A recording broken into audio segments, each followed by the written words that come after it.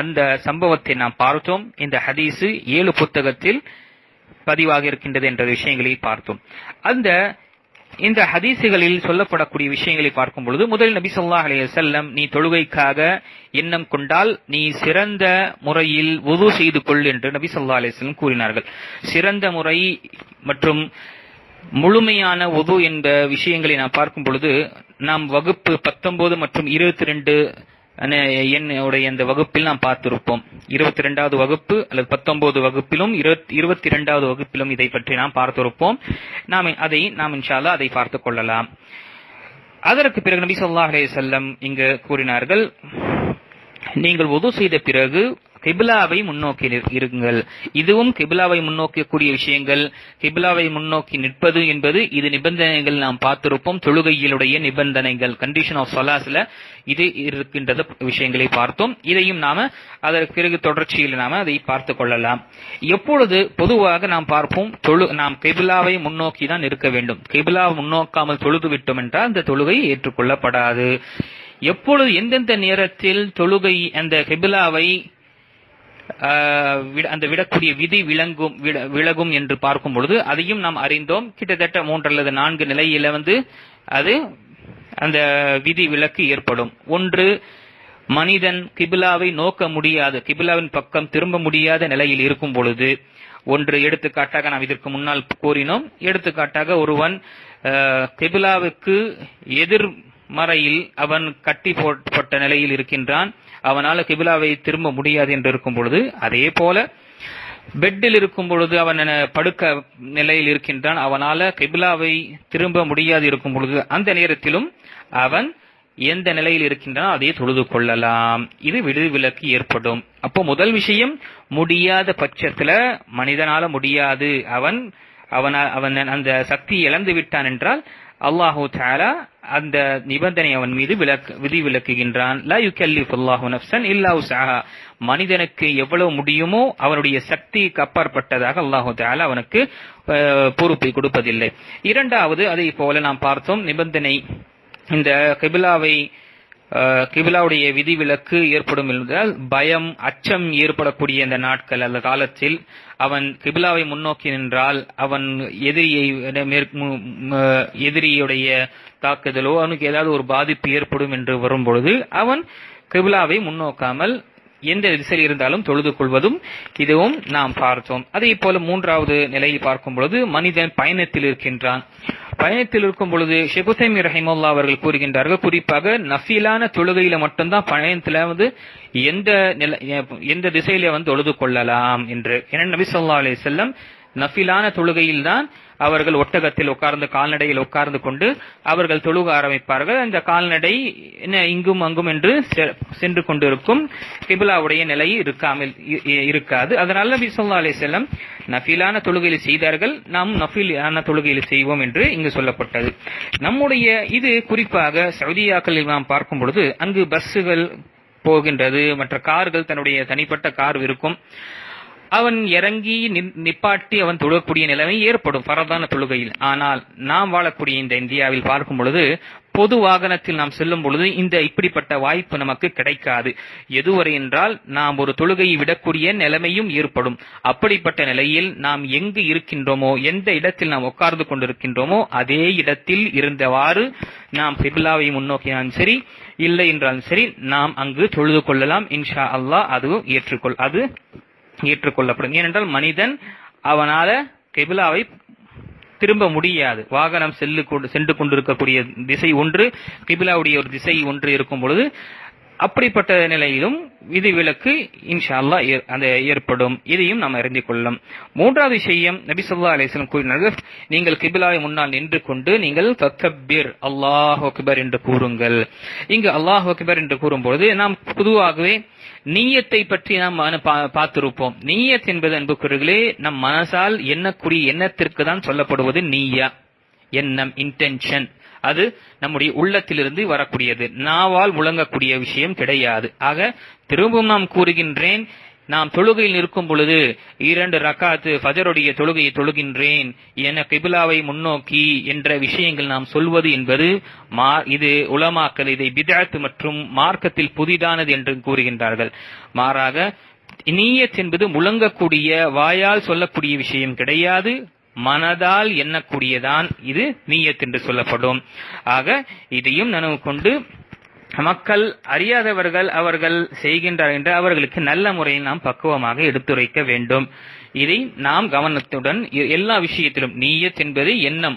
நாம் எதற்கு ஃபஜருடைய தொழுகை நாம் தொழுகின்றோம் என்றால் நாம் காலை எழுந்தவுடன் எதற்காக எழுதுகின்றோம்? ஃபஜருடைய தொழுகைக்காக தான் எழுதுகின்றோம். வுது செய்வதும் அதற்காக தான். அப்போதே நம்முடைய நிய்யா எண்ணம் நாம் வைத்து விட்டோம். ஆக அதற்கு பிறகு இங்க நபி ஸல்லல்லாஹு அலைஹி வஸல்லம் இந்த ஹதீஸில் சொல்லப்பட்ட விஷயம், நீங்கள் தக்பீரை முழங்குங்கள், அல்லாஹு அக்பர் என்று கூறுங்கள். இங்கு ஷேக் உஸைமீன் ரஹிமஹுல்லாஹ் விளக்கு உரையில் கூறுகின்றார்கள், தக்பீரை முழங்கிய பிறகு தன்னுடைய 2 கரத்தையும் எங்கு வைக்க வேண்டும்? அவர் அல்லாஹு அக்பர் என்று கூறி 2 கரத்தையும் தன்னுடைய காதுடைய அளவு அல்லது தோலின் அளவு உயர்த்தி அவர் தன்னுடைய 2 கரத்தையும் தன்னுடைய மார்பில் அவர் வைக்கட்டும் என்று கூறுகின்றார். இது சஹீஹான ஹதீஸாக இருக்கின்றது, இது சுன்னத்தாக இருக்கின்றது. நாம் முதலில் வலது கரத்தை வைத்து பிறகு வலது கரத்தின் முதலில் நாம இடது கரத்தை வைத்து இடது கரத்தின் மேல் வலது கரத்தை நாம வைத்து நம்முடைய மார்பில் நாம் வைக்க வேண்டும். சில ஹதீசுகள் வருகின்றது. ஷேக் உஸைமீன் ரஹிமஹுல்லாஹ் அவர்கள் கூறுகின்றார்கள், சில ஹதீசுகள் தொப்புளு கீழே கட்டுவதும் அல்லது தொப்புளில் கட்டு வரக்கூடிய அந்த ஹதீஸ் என்பது சஹீஹான ஹதீஸாக கிடையாது. ஆக மிகவும் சுன்னத்துடைய நெருங்கிய ஹதீஸ் சஹீஹான ஹதீஸ் என்பது வாயில் இப்னு ஹஜர் ரலியல்லாஹு அன்ஹுடைய அந்த ஹதீஸாக இருக்கின்றது. அது முஸ்லிமில் வரக்கூடிய ஹதீஸில் இமாம் நவவி ரஹிமஹுல்லாஹ் தலைப்பை கட்டியிருக்கின்றார்கள், பாபு வதுஇ யதைஹில் யும்னா அலல் யுஸ்ரா பஅத தக்பீரத்தில் இஹ்ராம் தஹ்த ஸத்ரிஹி என்று கூறியிருக்கின்றார்கள். ஆக நாம் சுன்னத்தான முறை என்பது நம்முடைய 2 கரத்தையும் 2 கையையும் நாம மார்பில் வைத்து நாம அதை மார்பில் வைக்க வேண்டும். இது சஹீஹான ஹதீஸாக இருக்கின்றது. அதற்கு பிறகு 4வது விஷயம் நபி ஸல்லல்லாஹு அலைஹி வஸல்லம் கூறினார்கள், சும்ம க்ரா மா தயஸ்ஸர மினல் குர்ஆன், உனக்கு என்ன தெரியுமோ குர்ஆனுடைய வசனத்தில் என்ன தெரியுமோ நீ அதை ஓதிக்கொள்வாயாக என்று. இதில் நபி ஸல்லல்லாஹு அலைஹி வஸல்லம் சூரத்துல் ஃபாத்திஹாவை ஓதி பிறகு ஓது என்று சொல்லப்படல. ஏனென்றால் மனிதன் அந்த நிலையில் நபி ஸல்லல்லாஹு அலைஹி வஸல்லமுக்கு தெரிந்திருக்கின்றது, அந்த மனிதனுக்கு என்ன தெரிந்ததோ அவன் அதை ஓதிக்கொள்ளட்டும் என்று. ஆனால் நபி ஸல்லல்லாஹு அலைஹி வஸல்லம் மற்ற ஹதீஸ்களில் நாம் பார்க்கும் பொழுது, குறிப்பாக அபூதாவூதில் வரக்கூடிய ஹதீஸில், இமாமுக்கு பின்னால் நாம் நின்று விட்டோம் என்றால் எந்த சூறாவையும் எந்த ஆயத்துக்களை நாம் ஓதக்கூடாது, சூரா ஃபாத்திஹாவை தவிர. அபூதாவூதில் வரக்கூடிய ஹதீஸ், லா தஃஅலு இல்லா பி உம்மில் குர்ஆன் ஃபஇன்னஹு லா ஸலாத லிமன் லம் யக்ரா பிஹா, நீங்கள் எனக்கு பின்னால் எதையும் தொழுகாதீர்கள் சூரா ஃபாத்திஹாவை தவிர, உம்முல் குர்ஆனை தவிர, ஏனென்றால் அதை ஓதாமல் எந்த ஒரு தொழுகையும் கிடையாது என்று நபி ஸல்லல்லாஹு அலைஹி வஸல்லம் கூறினார்கள். ஆக சூரா ஃபாத்திஹா ஓதுவது அது நாம் தனிப்பட்ட தொழுகையாக இருக்கட்டும், சுன்னத்தாக இருக்கட்டும், நஃபிலாக இருக்கட்டும், நாம் இமாமுக்கு பின்னாடி இருக்கட்டும், உறக்கமாக தொழுகக்கூடிய தொழுகையாக இருக்கட்டும், மௌனமாக தொழக்கூடிய தொழுகையாக இருக்கட்டும், எல்லா தொழுகையிலும் சூரா ஃபாத்திஹா ஓதுவது என்பது இமாமுக்கும் அவர்கள் பின்னாடி இருக்கக்கூடிய முக்ததிக்கும் பின்னாடியே தொழக்கூடிய தொழுகையாளிக்கும் அவசியமானது என்று நாம் இதை அறிந்து கொள்ள வேண்டும். அதற்கு பிறகு நபி ஸல்லல்லாஹு அலைஹி வஸல்லம் இங்கு நமக்கு எந்த சூரா உனக்கு முடிந்த அளவுக்கு சூராவை ஓதிவிட்டு பிறகு நபி ஸல்லல்லாஹு அலைஹி வஸல்லம் கூறினார்கள், சும்ம ருகா ஹத்தா தத்மஇன்ன ராகியா, நீ ருக்குவை செய்து கொள், ருக்கு செய்யும் பொழுது நிம்மதியான முறையில் நீ ருக்குவை செய்து கொள். அப்போ ருக்குவை செய்வது என்பது நாம் முழுமையாக நம்முடைய முதுகு எலும்பு நேராக இருக்க வேண்டும், நிலையாக இருக்க வேண்டும். இதை நாம கவனத்தில் கொள்ள வேண்டும் என்றால் ஹதீஸ்கள் மற்ற ஹதீஸ்கள் வருகின்றது, அதே நேராக அஹ்மதில் வரக்கூடிய ஹதீஸ்ல அது உன்னுடைய முதுகு ருக்குவில் செல்லும் பொழுது உன்னுடைய முதுகு நேராக இருக்கட்டும் என்று சொல்லப்படுகின்றது. அதையும் நாம் நிதானமாக நாம் செய்ய வேண்டும். அதற்கு பிறகு ருக்குவில் நாம் சொல்லக்கூடிய வார்த்தையை பார்க்கும் பொழுது சுப்ஹான, அங்கு நம்ம துஆவை நாம் கூறுகின்றோம். அதில் சுப்ஹானக அல்லாஹும்ம ரப்பனா வ பிஹம்திக அல்லாஹும்ம இக்ஃபிர்லி என்று சொல்லலாம். அதே போல சுப்பூஹுன் குத்தூஸுன் ரப்புல் மலாயிகதி வர்ரூஹ் என்று நாம் கூறலாம். அதே போல அங்கு பொதுவாக நாம் சொல்லக்கூடிய துஆ சுப்ஹான ரப்பியல் அஸீம் என்று 3 முறை அல்லது 5 முறை அல்லது 7 முறை நாம அதை சொல்லலாம். ஆக ருக்குவில் தஸ்பீ செய்வதுதான் நமக்கு கடமையாக்கப்பட்டது, கட்டளையிடப்பட்டது. அதற்கு பிறகு நாம் தஸ்பீ செய்துவிட்ட பிறகு நாம் ருக்குவில் இருந்து எழுந்துக்க வேண்டும். சும்மர்ஃபா, ருக்குவில் இருந்து நம்முடைய முதுகு நிற்கும் அளவுக்கு முழுமையாக தன்னுடைய எல்லா எலும்புகளும் தன்னுடைய இடத்தில் வந்து நிற்கக்கூடிய நிலையில் வரை நாம இந்த ருக்குவில் இருந்து எழுந்து நின்று அதற்கு பிறகு சஜ்தாவுக்கு செல்ல வேண்டும். உடனடியாக நாம் சஜ்தாவுக்கு செல்லக்கூடாது. அதற்கு பிறகு நபி ஸல்லல்லாஹு அலைஹி வஸல்லம் கூறினாங்க, சும்மஸ்ஜுத் ஹத்தா தத்மஇன்ன சாஜிதா, பிறகு நீ சஜ்தாவை முழுமையாக உன்னுடைய உடல் முழுவதும் நிலையாக இருக்கும் அளவுக்கு நீ சஜிதா செய் என்று நபி ஸல்லல்லாஹு அலைஹி வஸல்லம் கூறினார்கள். சிலர் என்ன செய்கின்றார்கள்? சஜிதா அவசரமாக சஜிதாவை செய்கின்றார்கள்.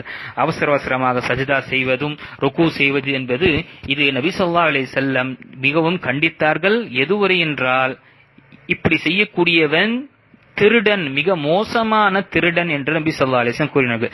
சஹீஹான ஹதீஸில் வருகின்றது, அஸ்வஉ சரிகத்தன் அல்லதி யஸ்ரிகு ஃபி ஸலா.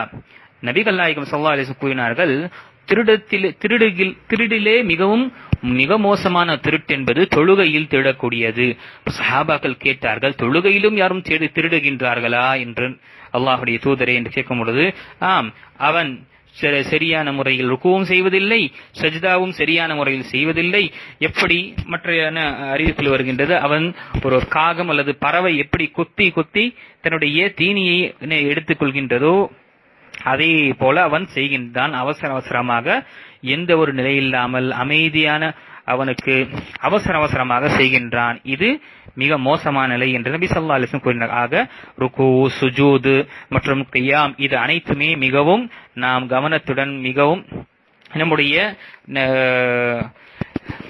ராஹத்துடன் நாம் செய்ய வேண்டும். சஜ்தா செய்யும் பொழுது அன்புக்குரியவர்களே, நம்முடைய 7 எலும்புகள் 7 உறுப்புகள் குறிப்பாக சஜ்தாவில் இருக்க வேண்டும் என்று நபி ஸல்லல்லாஹு அலைஹி வஸல்லம் சொல்லக்கூடிய ஹதீஸ், புகாரில் வரக்கூடிய ஹதீஸ், உமிர்னா அன் நஸ்ஜுத அலா சபஅத்தி ஆதா, நாம் 7 எலும்புகள் மீது சஜ்தா செய்வது என்பது நமக்கு கடமையாக்கப்பட்டது. ஒன்று நெற்றி, அந்த நெற்றியில் மூக்கும் வந்துவிடும்.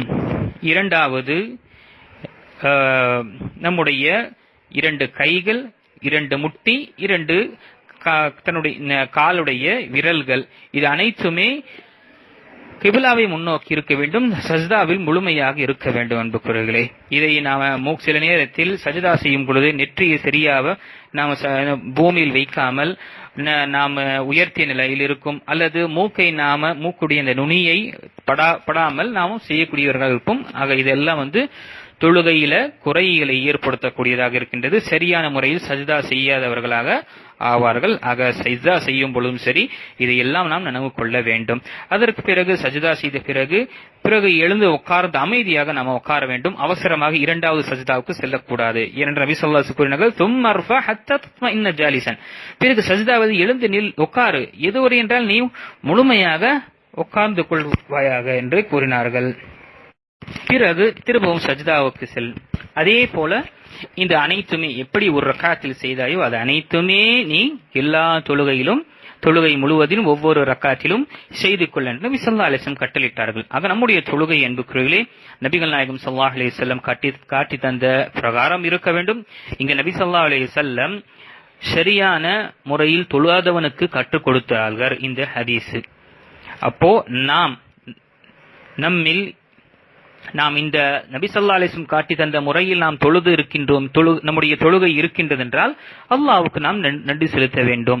நம்முடைய தொழுகை நபி ஸல்லல்லாஹு அலைஹி வஸல்லம் காட்டி தந்த பிரகாரம் இல்லை என்றால் நாம் நம்முடைய தொழுகையை சீர்படுத்திக் கொள்ள வேண்டும்.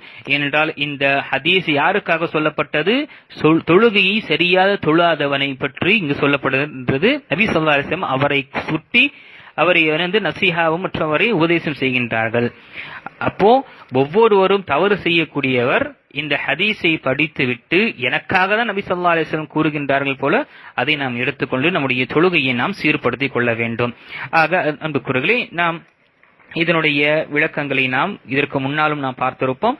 இன்ஷா அல்லாஹ் வரக்கூடிய அமர்வில் மீதம் மற்ற ஹதீஸ்களை நாம் பார்த்து இன்ஷா அல்லாஹ் நம்முடைய தொழுகையை நாம் நிலையாக நபி ஸல்லல்லாஹு அலைஹி வஸல்லம் காட்டி தந்த வழி பிரகாரம் நாம செய்து கொள்ளலாம். அல்லாஹ் தஆலா சொல்லக்கூடியவனுக்கும் கேட்கக்கூடிய அனைவருக்கும் நம்முடைய தொழுகையை சரியான முறையில் செய்து நம்முடைய வணக்க வழிபாட்டில் 2 நிபந்தனைகள் நாம் எப்பொழுதுமே நம்முடைய மனதில் நிலவும் கொண்டு நாம் செய்யக்கூடியவர்கள் அல்லாஹ் நம்மை ஆக்கிடுவானாக. ஆமீன். வாஹிரு தவானா அல்ஹம்துலில்லாஹி ரப்பில் ஆலமீன்.